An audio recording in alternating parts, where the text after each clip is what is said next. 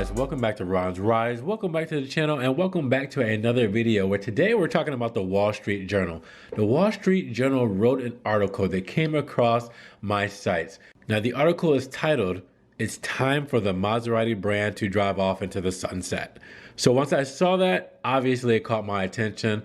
This article was written by Dan Neal back in September 6th, which isn't that long ago, actually last week. So I wanted to read it. Well, in order to read the Wall Street Journal, you have to sign up or get some sort of subscription. Obviously, I am an advocate of Maserati and I'm a big fan, so I'm not gonna sign up or subscribe just in order to read something that I know is probably going to slander them. Well, I wanted to report it to you guys and see what you thought about the article. So I actually came across something else. Someone on Reddit posted the link to this article, and in this Reddit thread there were comments about that article and again slandering Maserati. So I wanted to see what you guys thought about what people were saying about the Maserati brand, everyday real people on Reddit throughout the forum. So I'm going to link you obviously to the Wall Street Journal article. If you guys want to subscribe or sign in or sign up to read that, be my guest, go ahead and check it out, see what it says. But I know it's probably not that great. But I'm going to link you also to the forum post that I'm going to read off to you guys so you guys can see this firsthand for yourself as well and really kind of react and I guess reflect on everything that everybody else is saying about the Maserati brand and see if you guys agree with these things. Because from what I've read, I've only read a few so far, things are kind of harsh. So at the very top of the Reddit post, is the article and the title for the article. But down at the bottom, the first comment that is at the top, and it has 16 points, which is 16 upvotes pretty much. What they say, or what Coastal Potato says, is, in my opinion, Maserati wouldn't sell 1/10 the cars they do if the brand didn't sound so good. The word Maserati rolls off the tongue and sounds exotic and sexy. The cars aren't very good, especially for the price, but to those who don't know any better, it doesn't matter. Eventually, they learn the hard way. I've only met one person who has owned multiple Maseratis, and her family owned the local dealership. All right, so after hearing that comment, me, myself, I've owned two Ghiblis. With me knowing the history for Maserati, with me working for Maserati, and with me being someone who rallies for the brand and posts a lot of things online about them, does the reviews and everything, I would say that I pretty much know the brand inside and out. I'm not going to really give you guys my opinions on this because you guys know what side I'm on here, but I'm going to want to hear what your opinions are about these comments down in the comments below. So I'm just going to read a couple of these. But yeah, obviously these are going to be really ridiculous. Another one says, "Clueless rich people still buy them." All right, and then the person under that added to his comment and said, "Pretty much, although most Maseratis I see driving around here are the $599 a month Ghibli lease specials. I think actual rich people have better taste / judgment." They also added that as much as I think they're trash, I gotta admit that Maseratis still sound dope AF, which is dope as fuck, and so Italian and exotic and luxurious.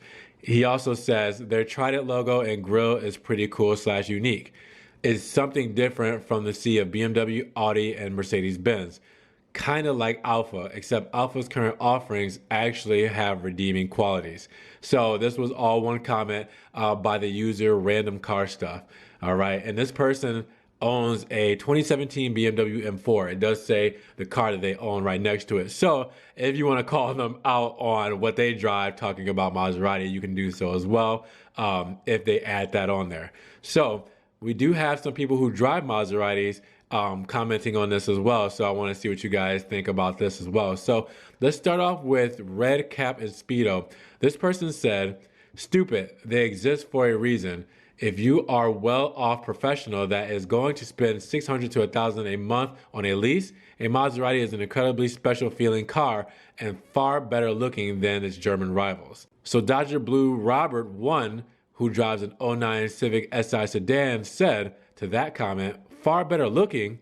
I'm going to have to strongly disagree, but hey, eye of the beholder." So then under his comment, Maserati Marlin, who says, "As someone who buys all of my cars, I think leasing should be banned / greatly reduced. In countries other than the US, it's virtually non-existent. hence automobiles that are actually a somewhat accurate wealth signaling tool.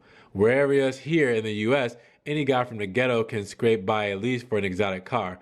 And let's not get into how he can afford the first oil change, etc. Shame. So Maserati Marlon owns a 2018 Maserati Quattroporte, which I'm assuming he probably didn't lease. Another user whose name I cannot pronounce says, correct me if I'm wrong, Maseratis have certain parts from the Dodge Dart. I remember seeing it in a Doug DeMuro video. All right, so based on that comment, guys, yeah, Doug DeMuro had a big impact on the Maserati brand, whether you guys think so or not. A video that gets that many views, which was what, 4 million, 5 million views, is going to spread like cancer. And it really, everybody's going to take what he says by the Bible, and anything he says, whether it's true or false, you know, like I said, everybody will stick to that and roll with it, and it's going to spread to the next person, the next person, the next person.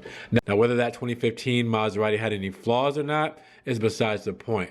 He could have said anything about that car, and it would have been reciprocated to the next person, to the next person, to the next person. So you guys, you can tell that these social media influencers, these YouTubers, everybody like that, has a big impact on these brands. There was a person who responded to that Doug DeMuro comment, and their username is Trades46.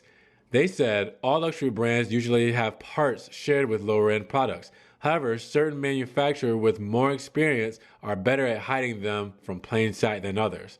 Let's put it this way.